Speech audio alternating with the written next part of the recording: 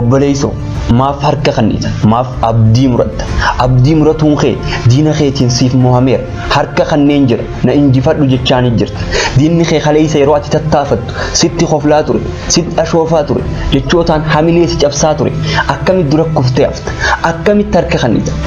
warra kaleessa hin dandeessu boo bilaashin laffa'in bilaashin dadhabin hin dandeessu yoo ofirraa dhiiftee hoosin jechaa ture tilmaama isaanii akkamiin mirkaneessitaaf dhumarratti jireenya ofii feetu dhiistee jireenya isaan siif tilmaaman akkamiin jira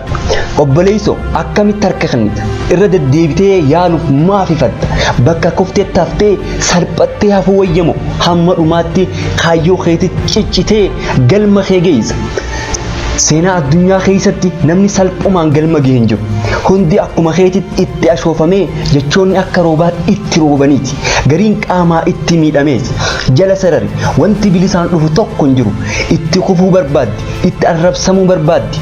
deebi'anii yaaluu feeti dhugumatti ati galma gahuu siin male deemsa eegalteerraa abdiin kutatin abadan if duuba laalin guyyaa tokko gaafa tokko dhumarrattis galma kee geessa bakka yaadde geessa abdiin hin muratin